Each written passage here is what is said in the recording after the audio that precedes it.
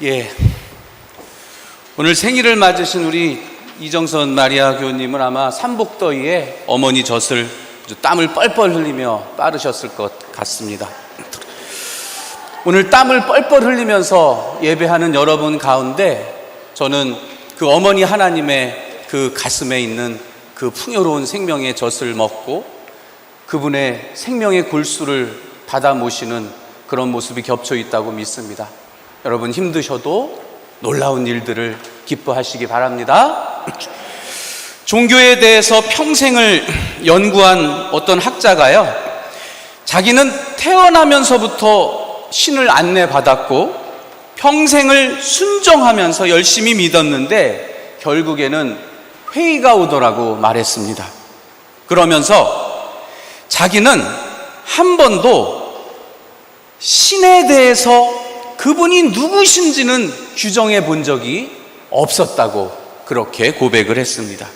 저는 바로 저거구나 하는 생각이 들었습니다.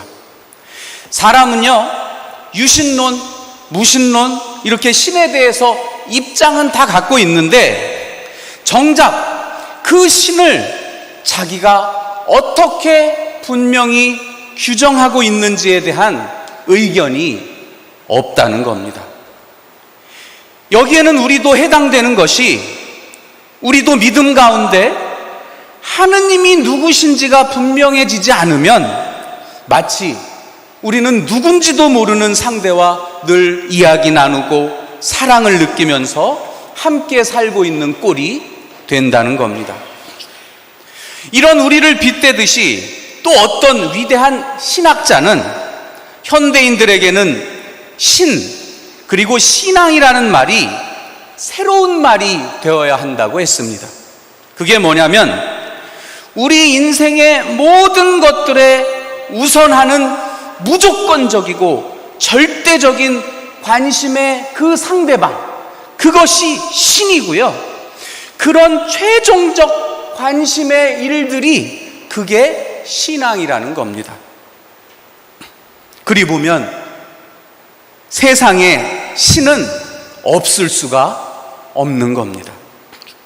실제 모든 종교는 신이 우리가 추구하는 행복의 원천이고 우리 인생의 의미를 확인해주는 최고의 선함이고 가치라고 규정합니다. 그래서 신의 문제는 여러분 인생의 문제와 떨어질래야 떨어뜨릴 수가 없습니다. 여러분의 삶에는 각자가 추구하는 가장 선한 것이 있어요. 가장 값진 것이 있기 때문입니다. 그리고 그것에 따라 여러분 인생의 재미와 흥미와 의미와 보람이 그것 때문에 펼쳐진다는 겁니다. 그런데 그 신이 존재하지 않다면 이게 없는 거예요. 이게 없어져 버리는 거예요. 그러면 어떻게 해요? 살아가는데 의미라는 게 있을 수가 없는 겁니다. 그래서 제가 여러분에게 신이 있다는 것은 증명하기가 어려운데 신이 없다는 것은 증명하기가 대단히 쉽습니다. 맞춰드릴까요? 증명해드려요? 신이 없으면 여러분은 모두가 허망해질 겁니다. 삶에 아무 의미를 느낄 수 없을 겁니다.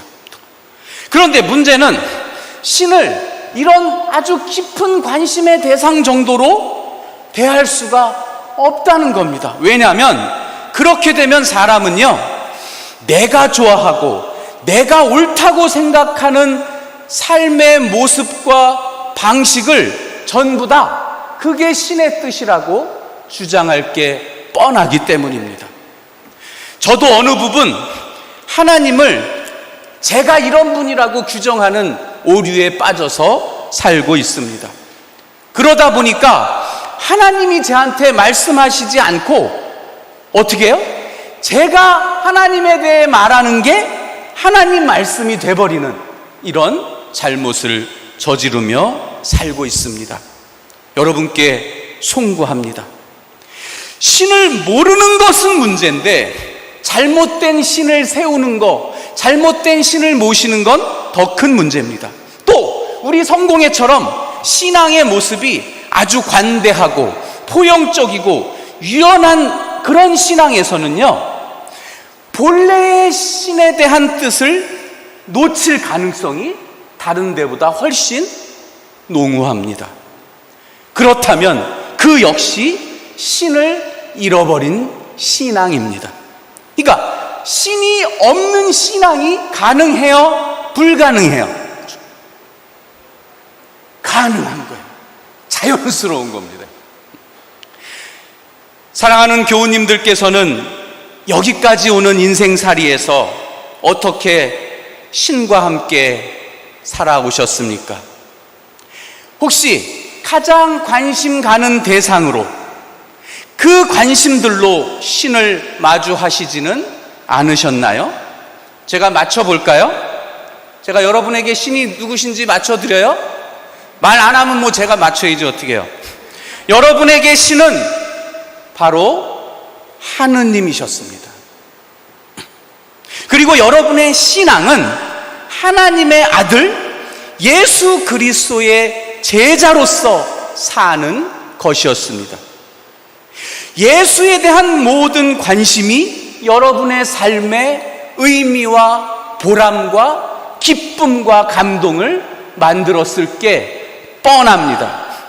그래서 여러분은 무언가 영적인 것들, 교회의 생활들, 기도 생활, 이런 것들이 중요했지, 남보다 잘 먹고 비싼 거 입고 출세하고 남을 이겨먹는 문제에는 도통 관심이 없었을 게 뻔합니다. 아멘? 아멘? 웃으면서 아멘? 그런데 실제로는 여러분에게 그 최고의 선함과 삶의 의미가 되시고 행복이 되시는 하나님과 그분을 만나기 위해 예수를 닮아가는 이 신앙의 여정에서 실제로는 예수가 없었던 적도 있었다는 건 역시 알려드리고 싶습니다.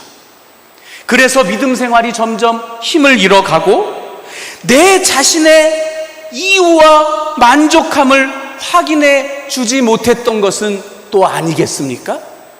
이건 어떠세요? 아멘? 그런데 더 중요한 것은 예수님은 한 번도 여러분 곁에서 없었던 적이 죄송하지만 없었다는 겁니다. 바로 그분의 삶과 가르치심과 죽으심과 부활하심으로써 우리 곁에 언제나 계셨습니다. 그렇게 계셨던 예수님을 뭐라고 부르죠? 두 글자인데 복으로 시작해요. 복음입니다. 그게 복음입니다. 하나님을 여러분 생각으로 이해하고 결정하는 듯한 잘못된 껍질을 벗고 새로운 영안으로 여러분이 예수님을 볼 수 있다면 복음은 분명 살아계신 여러분의 예수 그분이십니다. 그러니까 복음은 그 예수와 형태가 다르다고도 말할 수 없는 그분 자신이에요. 왜? 몸과 그 몸에서 벌어지는 활동이 다를 수가 있는 겁니까? 예수와 그분의 안에서 벌어진 복음이 다른 것일 수 있냐는 겁니다. 그런데 여러분은 복음에서 죄송하지만 예수를 만나기보다는 여러분에게 전달된 어떤 기록들과 이야기를 만났을 가능성 역시 참으로 많습니다. 그래서 여러분이 만난 게 뭐라 그래요? 복음에 하나를 붙여야 돼요. 복음서, 마태복음, 요한복음. 그러니까 여러분은 복음서를 만난 거예요, 그동안. 그래서 그 복음서는 예수이신 복음을 만난 누구들의 이야기? 그때 사람들의 신앙이에요. 그러니까 복음서에는 누가 계셔요? 그 사람들의 예수가 있어요. 그러니까 여러분은 옛사람들의 복음서를 오늘 이 신부님 말씀처럼 들으시고 오늘 여러분의 예수를 만나야만 합니다. 그것이 여러분에게 들려온 소리, 부르심, 바로 기쁜 소식이 되는 겁니다. 그러려면 어떻게 해야 돼요? 복음을 알아야 되는 문제가 생기는 거예요. 복음을 알아야 합니다. 복음을 알면 여러분은 예수를 실제로 만난 신앙을 할 수 있고요, 예수가 함께 계신 인생을 살 수 있고요, 예수께서 주시는 생명을 진짜로 누리게 되는 겁니다. 이제 여러분 문제를 좀 아시겠죠? 우리 예수님 신앙 안에 복음이 세워지지 못했다는 겁니다. 그러다 보니까 예수님이 우리 믿음의 진짜 최종 관심이 됐어요, 안 됐어요?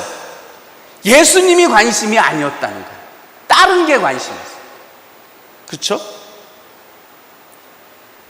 예수님이 분명한 선이 아니었어. 최종적인 진리가 아니었어. 다른 진리가 또 있었던 겁니다. 내 삶의 의미와 행복의 최종적인 기준과 근거가 아니었던 거예요. 다른 거로 행복했던 거예요.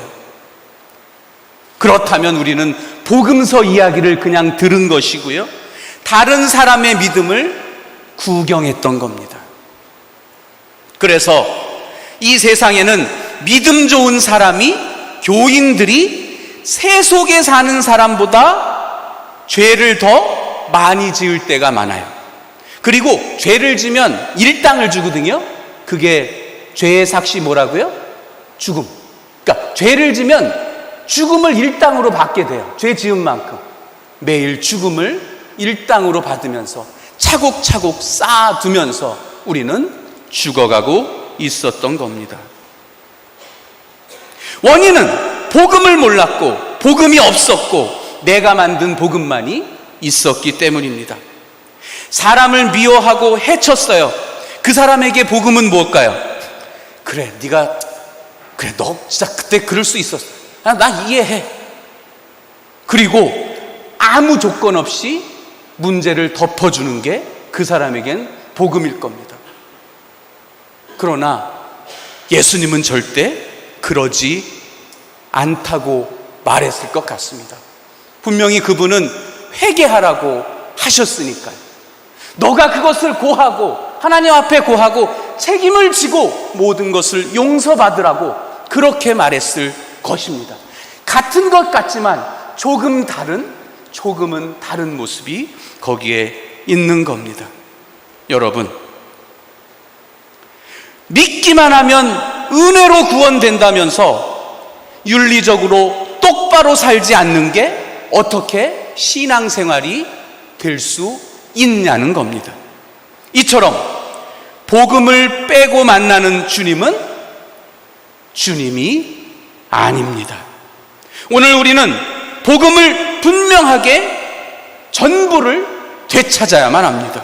그것이 정말 예수님께 불려진 제자이고 그분과 얼굴과 살을 맞대고 살아가는 그런 신앙의 진실입니다. 잠시 복음을 제가 선포하겠습니다. 첫 번째 복음은 예수께서 하느님을 보여주신 분이라는 겁니다. 그분의 일을 대신하신 분이라는 겁니다. 그래서 우리들을 하나님 자녀가 될 수 있도록, 당신처럼 아버지로 부를 수 있도록 허락해 주셨습니다. 두 번째 복음은 예수께서 하나님의 구원을 우리에게 실행하시는 분으로 하나님께 세워졌다는 겁니다. 예수님은 하나님으로부터 그 통치를 위임받으셔서 구원받은 하나님 자녀를 지금도 매 순간 창조해내고 계십니다. 예수 만나서 지금 되살아나는 인생들이 수도 없이 펼쳐지고 있습니다. 셋째는 예수께서 그 복음이 되셔서 이 땅에 하나님이 세우신 나라를 세우셨다는 겁니다. 복음은 하나님 나라의 생활과 일상을 말합니다. 그 나라에 불려진 사람들은 모든 부족함을 다 용서받고 하나님과 다시 화해되어서 다시 하나님의 자녀로 온전해집니다. 네 번째 복음은 그런 예수님께서 이 세상에 의해서 죽임당하셨다는 겁니다. 그러나 그 죽음은 세상을 구원하는 예수님에 대해서 하나님께서 새롭게 약속을 맺는 일이었습니다. 그리고 마지막으로 복음은 하나님께서 예수님을 다시 부활시키셔서 그 모든 예수의 일들을 당신 뜻으로 합당하다고 동의해 주시고 그것을 그대로 완성해 주신 것입니다. 여러분 어떠십니까? 제 얘기가 진부한 30년 전 교리 교육으로 들리십니까? 성경 공부로 지금 들립니까?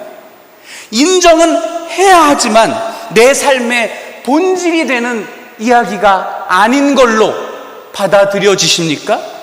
현실이 아닌 듯 하면서도 또 현실일 수도 있는 그런 어디쯤의 이야기로 들리십니까? 그렇다면 여러분은 지금 주님을 잃어버린 겁니다. 지금 우리는 주님을 곁에 계신 분으로 지금 증언하고 있는 겁니다.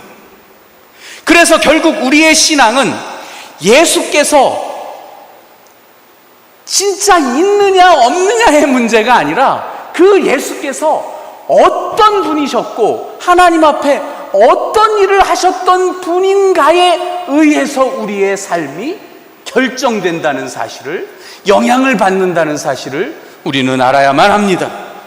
그렇게 만난 여러분에게 예수는 어떤 분입니까?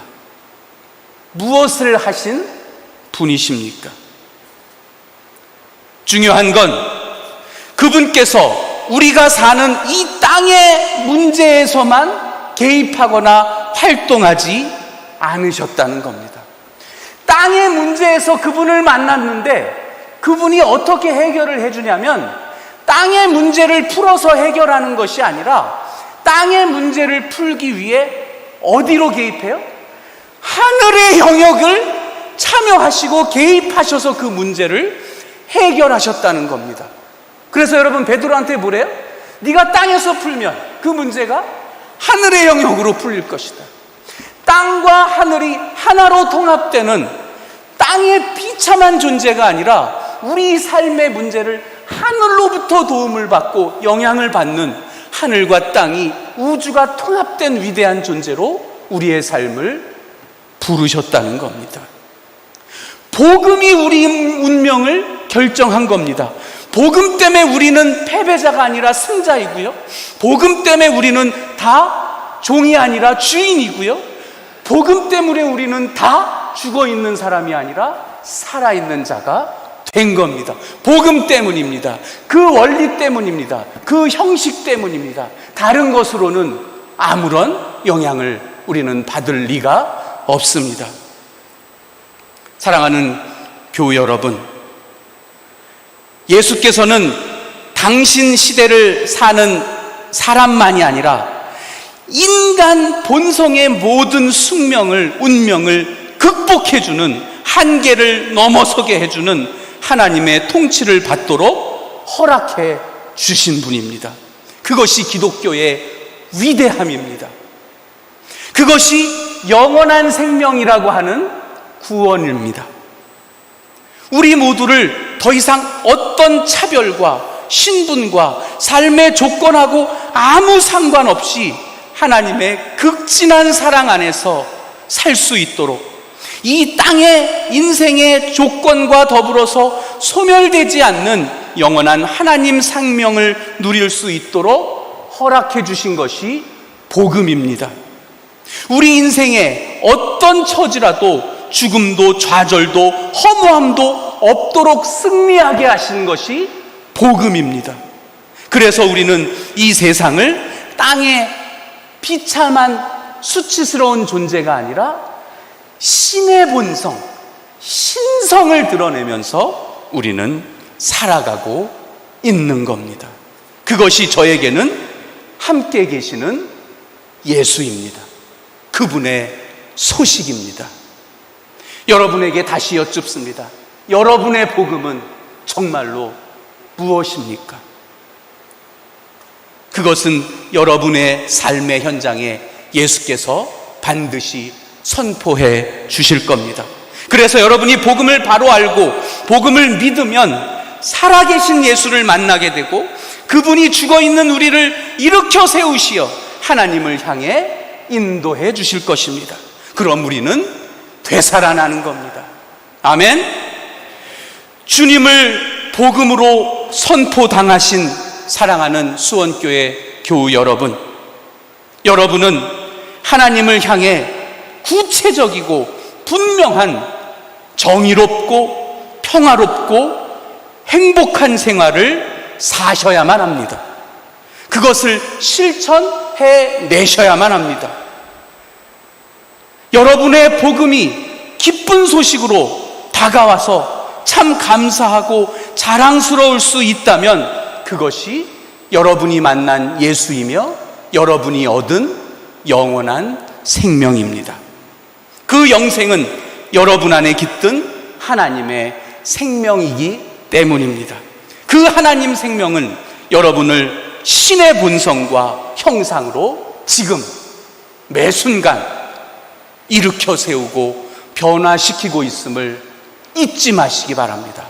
성부와 성자와 성령의 이름으로 말씀 선포했습니다.